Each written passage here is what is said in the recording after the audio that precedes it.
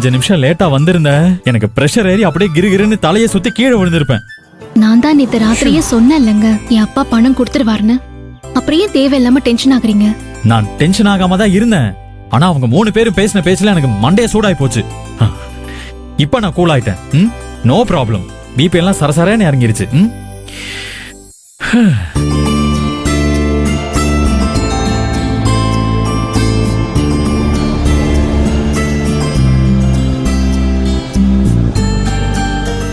சரி ஆதரே, நான் கிளம்புறேன். இருங்க ரோஹிணி, உன் அண்ணன் லஞ்ச் பேக் எடுத்துட்டு வாயேன். சரி நீ ஏங்க ஆபீஸ்க்கு போய் இதே நினைச்சிட்டு இருக்காதீங்க. யார் உங்களுக்கு போன் பண்ணி இல்லாதது பொல்லாததுலாம் சொல்லி உங்களை டென்ஷன் பண்ணாலும் உடனே எனக்கு போன் பண்ணுங்க. நான் அவங்கள பாத்துக்கிறேன். சரி இந்தாங்க. சரி நான் வரேன்.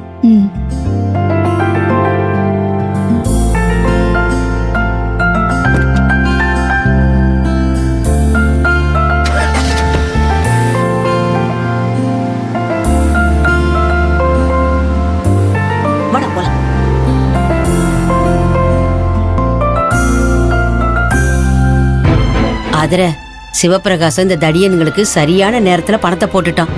இல்லைன்னா பிரபு இந்நேரம் டென்ஷன் ஆகி இன்னைக்கும் மயக்கம் போட்டு விழுந்திருப்பான். நல்ல வேலை பண்ணம்மா.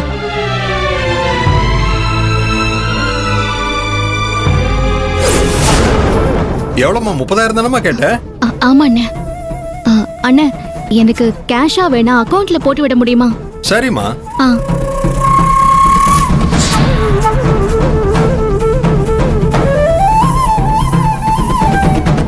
வந்துருச்சாமா? வந்துருச்சுண்ணே. சரி, ரொம்ப தேங்க்ஸ்ண்ணே. சரி.